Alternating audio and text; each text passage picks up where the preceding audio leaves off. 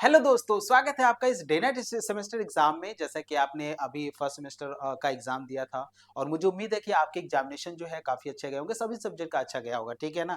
और अब मैं आपको बता दूं कि चूंकि हम आपको मैथमेटिक्स पढ़ाते हैं, तो आप मुझे ये जरूर बताइएगा कि आपकी मैथमेटिक्स का जो है एग्जामिनेशन कैसा गया, किस तरीके से गया। जो मैंने क्वेश्चन आपको पढ़ाया था, जो मैंने इंपॉर्टेंट क्वेश्चन का जो सीरीज मैंने आपको जो आपके लिए बहुत काफ़ी ज़्यादा मैंने सब कुछ कराया था, वो सभी का आपके लिए कितना हेल्पफुल रहा, ये सभी चीजें आप मुझे अपने फीडबैक में जरूर बताइएगा। क्योंकि आपका जो फीडबैक होता है हमें काफी पॉजिटिव एनर्जी देता है और उसकी हेल्प से हम लोग आज जो डिस्कशन करने वाले हैं आपके सामने दिख भी गया होगा। हम लोग सेकंड सेमेस्टर मैथमेटिक्स का हम लोग डिस्कशन करने वाले हैं, ठीक है ना। क्योंकि बहुत सारे एग्जामिनेशन में उनकी क्लास बहुत सारे यूनिवर्सिटीज जो है अपने एग्जामिनेशन का कंप्लीट करके वो क्या कर सकता है कि अपना क्लासेस जो है रन अप में है। तो हम लोग भी ये कोशिश कर रहे हैं कि जल्दी से जल्दी हम लोग अपनी सेशन की शुरुआत करें और आपका जो इंतजार था वो इंतजार अब खत्म हो रहा है। क्योंकि अब जो है हम लोग जो है सेकंड सेमेस्टर मैथमेटिक्स का हम लोग यहाँ पे क्लास रन कराने वाले हैं। अदर सब्जेक्ट का भी मेरे साथ ही रन करेगा, ठीक है ना।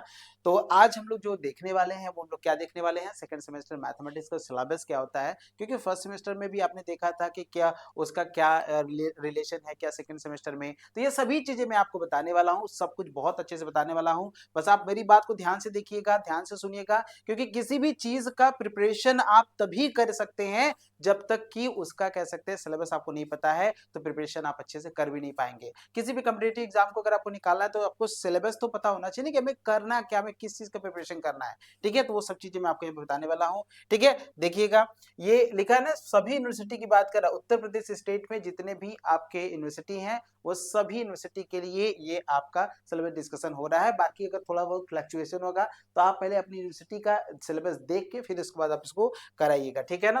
तो देखिए इस वीडियो में हम लोग क्या स्टार्ट करने वाले हैं, क्या हम आपको बताने वाले हैं। सबसे पहले हम लोग सिलेबस बताएंगे, फिर उसके बाद हम लोग एग्जाम पैटर्न बताएंगे और इसके बाद हम लोग एग्जाम डेट बताएंगे और इसके बाद पासिंग मार्क्स हम बताएंगे, mid term end semester examination बताएंगे और सबसे लास्ट में लोग प्रिपरेशन स्ट्रेटेजी भी बताएंगे, जो कि आपके कह सकते हैं प्रिपरेशन के पॉइंट ऑफ व्यू से बहुत इंपॉर्टेंट है, ठीक है ना। तो आइए हम लोग सबसे पहले हम लोग सिलेबस की बात करने से पहले देखिए एक एक स्लाइड को हम लोग स्क्रॉल करेंगे, आपको सब कुछ यहाँ पे दिखाते चलेंगे, ठीक है ना। सब कुछ दिखाएंगे।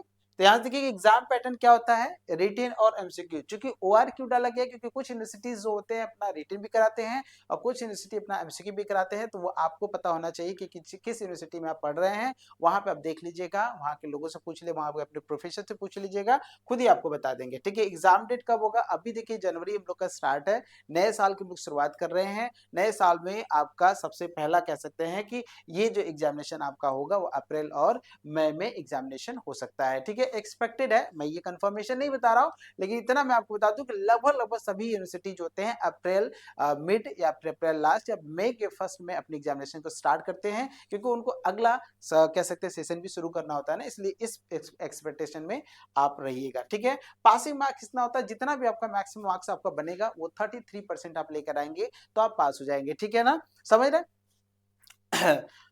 आगे हम लोग देखते हैं यहाँ पे mid term end semester examination. जैसा कि फर्स्ट सेमेस्टर में भी थे तो वहां पे भी mid semester mid term examination हुआ था। मिड टर्म आपका 25 नंबर का था, तो यहाँ पर भी आपका 25 नंबर का मिड टर्म होगा। और मैंने आपको बताया था कि मिड टर्म एग्जामिनेशन यूनिवर्सिटी पे डिपेंड करता है कि कैसे वो मार्क्स का डिस्ट्रीब्यूशन करता है। 5 मार्क्स वो अटेंडेंस पे कर सकता है, 5 मार्क्स वो रिटर्न कोई रिटर्न एग्जाम ले सकता है, 5 मार्क्स आपका डिसिप्लिन पे ले सकता है। तो ये सभी चीजें बना होता है, ये सब चीजें आप देख लीजिएगा। बाकी सेमेस्टर एग्जामिनेशन जो होता है वो 75 मार्क्स का होता है, तो 75 मार्क्स का आपका सेमेस्टर एग्जामिनेशन होगा। रिटेन होगा तो भी, एमसीक्यू होगा तो भी। प्रिपरेशन स्ट्रेटेजी हम लोग इसके लास्ट में डिस्कशन करेंगे, लेकिन सबसे पहले हम लोग आप देख सकते हैं सिलेबस डिस्कशन देखें। सिलेबस डिस्कशन चूंकि हम पेपर की बात करेंगे, जो आपका फर्स्ट सेमेस्टर में था 2 पेपर थे, उसमें मतलब पेपर एक ही होता था लेकिन पेपर का नाम क्या, differential calculus and integral calculus. तो यहाँ पर भी आपका मैट्रिसेस एंड डिफरेंशियल इक्वेशन और दूसरा जो पोर्शन होगा वो आपका ज्योमेट्री होगा। ये पेपर आपके लिए थोड़ा सा सिंपल हो सकता है, लेकिन ज्योमेट्री वाला पोर्शन आपके लिए थोड़ा टिपिकल होता है। ये सिंपल इसलिए होता है क्योंकि यहाँ पे मैट्रिसेस है, तो आप क्लास 12th में भी मैट्रिक्स को पढ़ के आए हुए हैं, तो उसी का एक्स्ट्रा थोड़ा सा आपको पढ़ने को मिलेगा। क्या क्या आप देख सकते हैं, टाइप्स ऑफ मैट्रिसेस है, आपने जाना भी एलिमेंट्री ऑपरेशंस और मैट्रिसेस है, रैंक ऑफ मैट्रिसेस है, इचेलॉन फॉर्म ऑफ मैट्रिसेस है, नॉर्मल फॉर्म ऑफ मैट्रिसेस है, इनवर्स ऑफ मैट्रिसेस है। और ये सभी चीजें मैं आपको बता दूं, जो ये इचेलॉन फॉर्म होता है, क्वेश्चन आपके एग्जाम में आता ही आता है। इचेलॉन फॉर्म से क्वेश्चन आपका आता है, नॉर्मल फॉर्म से भी क्वेश्चन आता है, inverse of matrices by elementary operation से भी आता है, ठीक है। सबसे इंपॉर्टेंट है सिस्टम ऑफ लीनियर इक्वेशन और होमोजेनियस और नॉन होमोजेनियस का होता है, और इसकी कंसिस्टेंसी की बात करता है, तो ये सभी चीजें बहुत इंपॉर्टेंट है, काफी ज्यादा हेल्पफुल आपके लिए है, ठीक है ना। फिर आइगन वैल्यू से क्वेश्चन, मतलब आप ये मान के चलिए कि 100% मान के चलिए कि आइगन वैल्यूज और आइगन वेक्टर से क्वेश्चन आते हैं। कैरेक्टरिस्टिक इक्वेशन ऑफ मैट्रिसेस क्या होता है, फिर कैले हैमिल्टन थ्योरम देखिए कितना इंपॉर्टेंट है। एक मतलब बता दें कि इस यूनिट में अगर कोई थ्योरम बनता है तो वो है कैले हैमिल्टन थ्योरम। यहाँ आपका थ्योरम भी आता है और इससे क्वेश्चन भी आता है, और इसका यूज हम कहाँ करते हैं, इनवर्स मैट्रिक्स फाइंड करने के लिए करते हैं। कॉम्प्लेक्स, कॉम्प्लेक्स एक टॉपिक होता है, कॉम्प्लेक्स तो फंक्शंस होते हैं, a+ib फॉर्म का होता है, सेपरेशन रियल और वैल्यू में हम लोग सेपरेट करते हैं, फिर एक्सपोनेंशियल एंड लॉगरिथमिक होता है, फिर ये सब चीजें आपको सामने मिलेगा, ठीक है ना। ये इसलिए भी जरूरी है आपको पढ़ना है कॉम्प्लेक्स वाला, क्योंकि 5th सेमेस्टर में जब आप जाएंगे तो वहां पे भी आपको कॉम्प्लेक्स पढ़ने को मिलेगा, 5th या 6th सेमेस्टर में मेरे ख्याल से है, ठीक है। इसके बाद हम लोग देखिए आपको मैट्रिसेस खत्म हो गया, अब इसके बाद हमारा डिफरेंशियल इक्वेशन स्टार्ट होगा। उसमें हम लोग सबसे पहला देखेंगे फॉर्मेशन ऑफ डिफरेंशियल इक्वेशन, फिर geometrical meaning of differential equation वो देखेंगे, और equation of first order first degree differential equation हम लोग पढ़ेंगे, और सेपरेशन, ठीक है, होमोजेनियस और first order first degree differential equation का जो सोल्यूशन होता है उसको सॉल्व करने के कई सारे मेथड होते हैं। तो सही कई सारे मेथड का देखिए, सबसे पहला क्या है, सेपरेबल मेथड है, होमोजेनियस इक्वेशन है, एग्जैक्ट डिफरेंशियल इक्वेशन है, ठीक है। इसके बाद equation reducible to the exact form है, फिर लीनियर इक्वेशन है, ये सभी चीजें, लीनियर डिफरेंशियल इक्वेशन भी होता है, D by D X plus का P Y equal to Q बराबर होता है, जहाँ पे पी और क्यू हमारे क्या होते हैं, एक्स के फंक्शन होते हैं। इसका इंटीग्रेटिंग फैक्टर क्या होता है, ई की पावर इंटीग्रेशन में पी डी एक्स होता है। इसका सोल्यूशन क्या होता है, वाई इंटू ई की power P D X is equal to क्या होता है, क्यू इंटू होता है ई की पावर पीडीएक्स होता है इंटू डीएक्स प्लस का सी। ये सब चीज मैं आपको बताऊंगा, बिल्कुल मत घबराइए, एक एक चीज पर एक एक बात पर हम लोग बात यहाँ पे करेंगे, ठीक है ना। यहाँ से देखिए एक पॉइंट पर लोग बात करेंगे, first order first degree differential equation, और ये थोड़ा सा टिपिकल होता है, लेकिन आप देखिएगा एक्स वाई पी मतलब वेरिएबल जब एक्स वाई पी में होता है, पी क्या होता है, डी बाई डी एक्स होता है, ठीक है। फिर क्लैरेट्स इक्वेशन भी इसी में आता है, ठीक है, इसी में क्लैरेट्स इक्वेशन भी आता है, फिर सिंगुलरिटीज सिंगुलर सॉल्यूशन भी आता है, ऑर्थोगोनल ट्रांजेक्टरी, ये एक ऐसा टॉपिक होता है ऑर्थोगोनल ट्रांजेक्टरीज, मतलब क्वेश्चन आपके सामने यहाँ से आते ही आते हैं। फिर इसके बाद लीनियर कह सकते हैं, लीनियर डिफरेंशियल इक्वेशन ऑफ कह सकते हैं order generate greater than 1 and with constant coefficient होता है, ठीक है ना। ऑर्डर ग्रेटर देन 1 रहेगा, लेकिन उसकी जो सकता है कांस्टेंट कोफिशिएंट रहेगा, तो यहाँ से हम लोग के सी एफ और पी आई जो सोल्यूशन बनता है वो यहाँ से निकलता है, और लास्ट में काची एलर फॉर्म में बना होगा। तो ये 4 यूनिट होते हैं जो कि आपके मैट्रिक्स एंड डिफरेंशियल इक्वेशन से रिलेट करते हैं, ठीक है। ये 4 यूनिट होते हैं जो इससे रिलेट होता है। सेकंड पेपर जो मैंने आपको बताया था ज्योमेट्री, जो आपके लिए थोड़ा टिपिकल होगा, लेकिन ये भी बहुत इंपॉर्टेंट है, यहाँ से क्वेश्चन भी बनते हैं। कोई भी कॉम्पिटिटिव एग्जाम में जब आप जाते हैं तो यहाँ से क्वेश्चन आपको आएगा, एमएससी का, बीएचयू का, बीसीयूटी का कोई भी एग्जाम देने जाएंगे तो वहाँ पे इसके क्वेश्चन आपको देखने को मिलेगा। इसलिए थोड़ा टिपिकल होता है, लेकिन मैं आपको पढ़ाऊंगा तो सब कुछ बहुत सिंपल हो जाएगा, ठीक है। फिर general equation of the second degree जो होता है एक्स स्क्वायर प्लस का बी स्क्वायर प्लस का 2x प्लस का 2f प्लस का c इज इक्वल टू 0, ये होता है general equation of second degree में होता है, ठीक है। सिस्टम ऑफ कोनिक्स भी होता है, यहाँ से ट्रेसिंग करेंगे हम लोग, ठीक है, कॉन्फोकल कोनिक्स करेंगे, polar equation of conics and properties भी हम लोग पढ़ेंगे।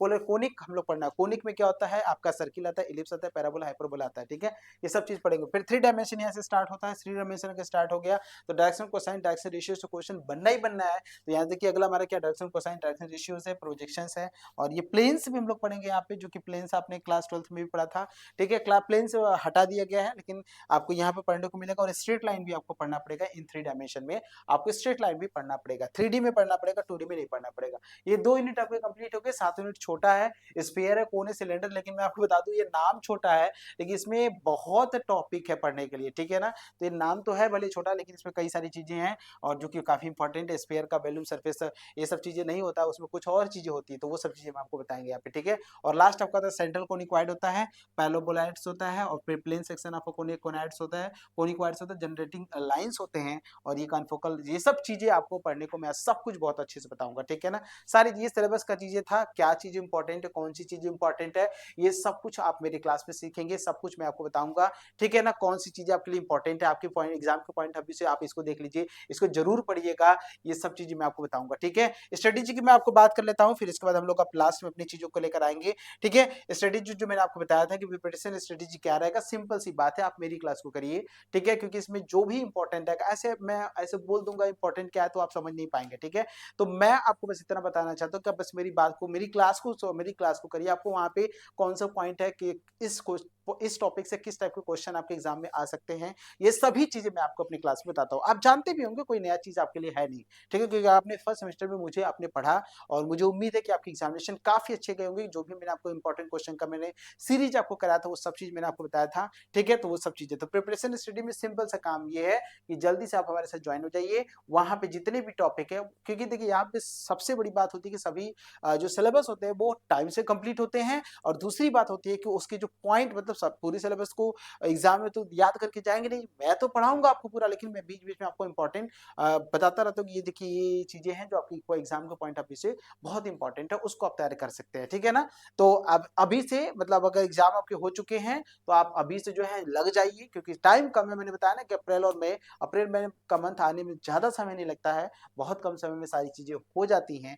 तो बस इतना ही आपको ध्यान में रखने की जरूरत है, समझ रहे हैं, क्लियर है ना। तो ये चीजें था, और लास्ट में आपको जाइए, जाते जाते आप इसको देख लीजिए, हम लोग आपके प्रिपरेशन के, हम लोग आपके कह सकते हैं कि सेकंड सेमेस्टर, फोर्थ सेमेस्टर, दोनों सेमेस्टर का हम बात कर लेते हैं, उसमें 9वें बैच का हम लोग रन करता है, ठीक है। और इसकी जो प्राइस है वो आपका मतलब 250 है, लेकिन इसमें देखिए 10% एक्स्ट्रा आपको डिस्काउंट मिलेगा अगर आप ये 10 कोड यूज करते हैं तब, मतलब 1250 रुपए का तो ये है, जो कि पिछली बार भी था, लेकिन इसमें आपको 10% का एक्स्ट्रा डिस्काउंट भी आपको मिल जाएगा, जो कि और कम हो जाएगा, ठीक है। इसमें लोग क्या क्या देखने वाले हैं, ऑनलाइन इंटरेक्टिव क्लासेस आप देखेंगे, लाइव डाउट क्लास देखेंगे, क्लास नोट्स भी आपको मिलेगा, जो भी हम पढ़ाएंगे सब कुछ क्लास नोट्स आपको मिलेगा, प्रीवियस ईयर क्वेश्चन भी मिलेगा, unit wise one shot revision आपको मिलेगा, ठीक है। करना क्या, आपको डीएनएस एजुकेट ऐप डाउनलोड करना है प्ले स्टोर से, ठीक है ना। वहां पे आपको यही, जैसे ही आप ऐप डाउनलोड करेंगे तो ये आपको थंबनेल दिखने ले शुरू कर देगा, और जब आप देखेंगे तो उसमें आप पेमेंट सेक्शन पे जाइएगा तो फटाफट सब कुछ वहां पे हो जाएगा, ठीक है ना। समझ रहे कि नहीं समझ रहे, चलिए फिर मिलते हैं हम लोग अपने क्लास में, सब कुछ हम लोग वहां पे बात करेंगे। गुड नाइट आप लोगों को।